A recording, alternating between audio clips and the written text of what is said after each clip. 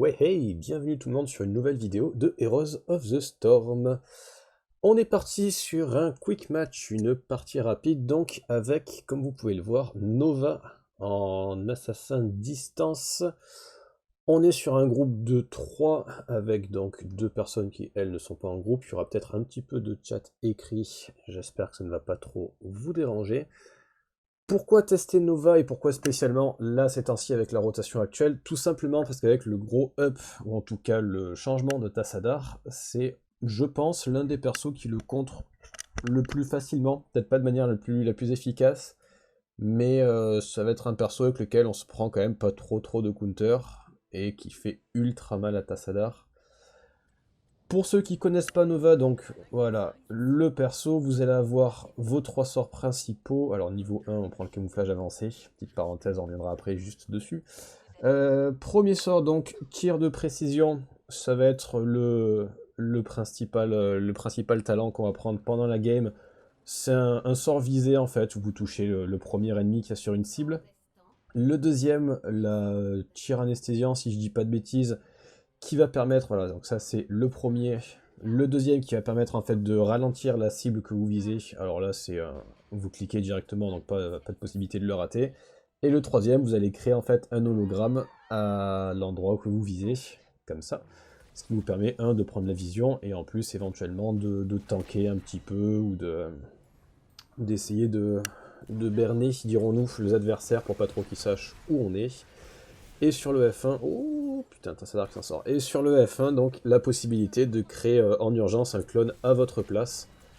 Ce qui va permettre là aussi d'essayer de s'en sortir un petit peu plus facilement.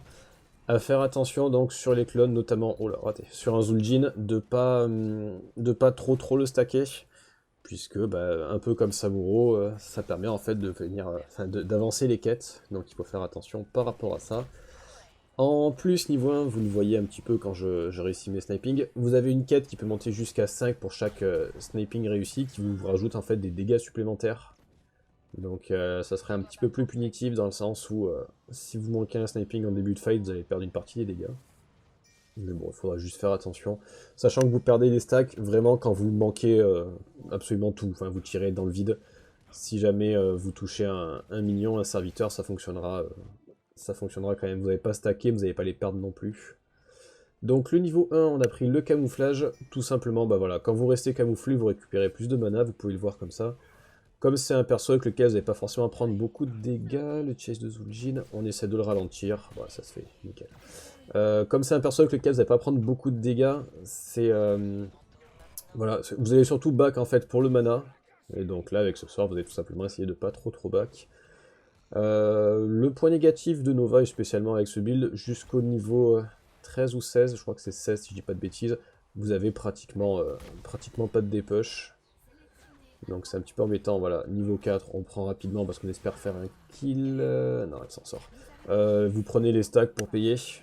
Donc, petite subtilité par rapport aux autres héros, vous allez gagner des stacks quand vous allez faire les kills de serviteurs, mais également quand vous allez faire des kills de héros. Et notamment beaucoup plus, je crois que c'est 20 quand vous tuez un héros, donc pratiquement de quoi payer directement un, un minion. Bon bah là on soque tranquillement, on est sur une carte où l'objectif est un petit peu plus lent, alors même s'il sera plus costaud, ça reste un petit peu plus lent, vu qu'il en faut 3 pour qu'il soit actif, donc c'est pas grave si on perd le premier. Alors vous voyez là le dépush qui est ultra lent. Alors, en plus l'hologramme qui est assez aléatoire, je sais pas pourquoi, des fois il attaque, des fois il attaque pas, donc on essaye de le mettre pour des push, là en l'occurrence, mais il a rien fait. On a récupéré le easy, je pense qu'il aurait mieux fallu prendre le easy en haut, mais bon.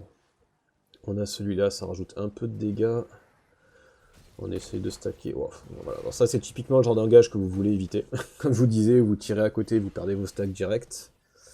Thrall qui dépush en haut, je sais pas trop, enfin qui dépush mid. Tracer qui a back ou qui est morte. Bon, on engage tranquille. Wow. Alors je suis un petit peu rouillé sur Nova, donc il va falloir le temps que ça revienne. Zul'jin qui a beaucoup trop commit là. Oh, Blanche-Tête qui part aussi. Tracer qui fait un bon boulot là pour le coup. Est-ce qu'on peut gratter Arthas? Ouais, il est loin. Bon, on a pris 2. On a une stack et demi pour payer, bientôt 2. Ah non, pardon, je croyais que c'était 40. Oh, est-ce que...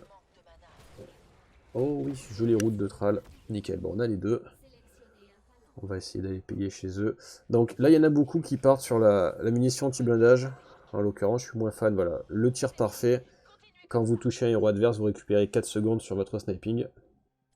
Et en plus, ça coûte pas de mana. Donc bon, ça marche évidemment que sur les héros.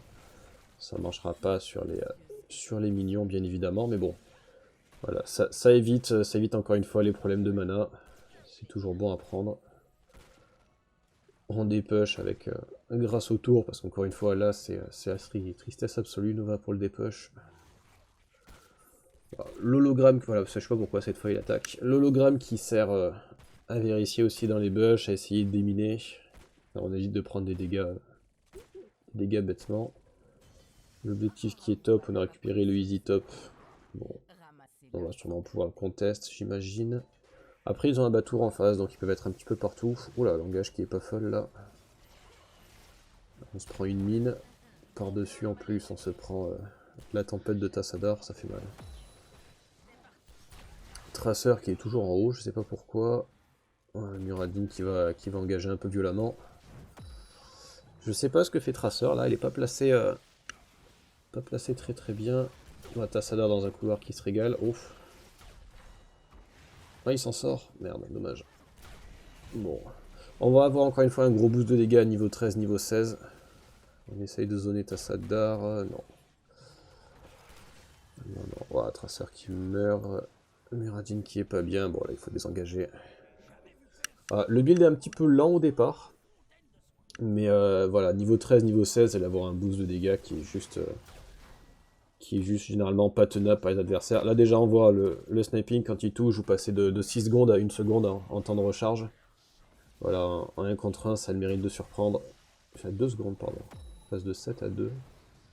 Mais bon, c'est des dégâts mono-cibles, donc en plus pour une blanche tête, ça va être un petit peu difficile à soigner. Bon, c'est pas celle qui s'en sort le moins bien, mais ce qui n'empêche qu'elle a quand même du mal. Là, on voit Tassadar qui a terminé sa quête, ce qui explique pourquoi il fait aussi mal. Ils ont le niveau 10. Voilà. Je me répète, mais on sait qu'en début de game, spécialement avec ce build, on fera pas de miracle. Là, de toute façon, l'objectif, c'est juste de tenir. Les deux ultis sont cool. On va quand même prendre la salve. Tout simplement parce que ça permet également de contest sur un objectif. Et c'est des dégâts, en fait, qui sont pratiquement pas esquivables. Enfin, mis à part s'il se met derrière une tour ou quoi, il pourra pas y faire grand-chose. Oh là, putain, le sniping qui est... Bon voilà, là en l'occurrence, hop, voilà, pour contrer le Dazdingo. Alors c'est un peu cher, mais Zul'jin au moins il stackera pas, on est tranquille. Mais voilà, l'ulti la plupart du temps en fait, vous allez avoir le tank ou quelqu'un full HP qui va se mettre devant, qui va avoir l'impression de nullifier l'ulti. Il nullifie pas l'ulti en fait, c'est juste qu'il répartit les dégâts ou il les prend lui, mais on est sur un ulti niveau 10 qui fait pratiquement 1800. Donc on est content de les faire, tant pis c'est 600 à 3 héros. Voilà, l'autre avec la nuke là, ça permet de contest, mais je pense que celui-là conteste tout aussi bien. Les deux camps qui sont payés. Voilà, on profite, on paye les easy dans la mesure du possible. Là voilà, vous voyez c'est le clone avec le F1 où on devient invisible directement. Je pensais pas que le stun de Muradin aurait fait, ça serait fait aussi loin. Là, Batour qui claque son ulti, Arthas qui claque son ulti, ou là, langage qui est catastrophique de notre côté. Ou Arthas qui s'énerve. Oh putain, Muradin qui est pas bien. Voilà, on a pris deux ultis qui ont fait très très mal, celui d'Arthas et celui d'Abatour par-dessus. Comme vous voyez, le sniping, honnêtement, je suis clairement pas propre dessus. Mais c'est pas gravissime. Enfin, le build le permet. Enfin, évidemment, il vaut mieux tous les mettre, ou en tout cas le plus possible. Mais merci Karim. Mais bon, c'est pas gravissime de les rater, ça va remonter petit à petit. Et encore une fois, on vise le late game. On sait que sur cette map, c'est pas gravissime de pas avoir les premiers objectifs. Là, celui-là, il faudrait mieux qu'ils le prennent pas par contre. Mais Mais voilà, là on va engager, je pense, parce qu'on a l'ulti, en plus lui il est un peu loin. Bon, on continue désespérément à tirer à côté. Voilà. On claque l'ulti, vous voyez, enfin, on met quasiment 600 à Tassadar et 1100 à Arthas. Donc, ouf, le triple kill qui fait plaisir. Voilà, Arthas qui s'est mis devant, il a quand même... Tassadar en a mangé une, donc il a pris pratiquement 600, puis Arthas a pris 1200. Hop là. Là, on prend le nouveau talent sur le tir, alors que je dise pas de bêtises. Ouais, excusez-moi, c'est pas très beau de faire ça. Augmente la portée, il permet de cumuler des charges, c'est ça. Vous avez la portée qui est améliorée en fait, tout simplement. Alors le retour en arrière qui est pas très très joli, mais voilà, j'avais un doute entre le niveau 13 et le niveau 16. Hop, on continue à payer les camps. Vous voyez, enfin, dès qu'on fait un kill ou deux, c'est pratiquement un camp de prix, enfin un easy en tout cas. Donc le petit talent pour payer qui est vraiment ultra costaud sur Nova. Après, c'est tout ou rien quoi. Soit vous êtes devant et ça rajoute encore de la pression pour les gars d'en face, soit vous êtes derrière, alors là vous allez quasiment jamais le rentabiliser. Alors Muradin qui est en train de, voilà, de camper leur ici pour donner la vision. En plus pour le coup en face ils font une erreur, c'est-à-dire qu'ils rentrent pas du tout dans le bush. Donc Blanche-Tête là qui est en plus mal placé. En avant, voilà, Muradin qui est dans le même état d'ivresse que moi, ça fait plaisir. Voilà, de toute façon les deux tombent manifestement. Ouais, voilà. Et on récupère, vous voyez, 28 stacks pour payer. Sachant que je crois que c'est 25 pour payer quelqu'un, donc là, double kill, on a eu quasiment quelqu'un gratuit, enfin on a eu une stack gratuite. On prend le easy, on récupère le hard, ils ont plus de tank, ils ont plus de healer. Tral en bas qui met Maltassadar, et Abatour qui essaye de faire ce qu'il peut, mais bon, il pourra pas faire grand chose de plus. Bon du coup j'avais le doute depuis le début, donc c'est le niveau 16 qui va permettre de dépush plus facilement, dans le sens où en fait votre sniping ça fera un dégât en AOE à la fin. Ça sera 90% si je dis pas bêtise de la cible, les dégâts sur ceux qui sont autour. Donc non seulement en teamfight, Nova devient pratiquement un mage. Oula, qu'est-ce qu'il fait là lui? Nova devient pratiquement un mage, mais en plus, vous avez la possibilité de dépush. Ok, bon, Zul'jin qui n'a pas Tasnigo, voilà. 90% des dégâts de zone. Donc typiquement, voilà, sur un Arthas ou un Tassadar, quelqu'un qui est un petit peu stacké de toute manière, ça va faire des dégâts à absolument tout le monde. Vous voyez là en l'occurrence, vous alignez. On claque l'ulti sur Tassadar. Et encore une fois, il en a pris un, c'est l'ulti d'Abattoir qui a mangé le reste, mais on s'en fout. C'est un ulti pour un ulti, en plus vous faites des dégâts sur les autres. Voilà, c'est le triple kill. On récupère de quoi payer, alors on paye rapidement. Sachant que quand vous payez, donc le camp revient aussi 50% plus vite quand vous payez complètement. Vous voyez donc la sniping est à 431 de dégâts.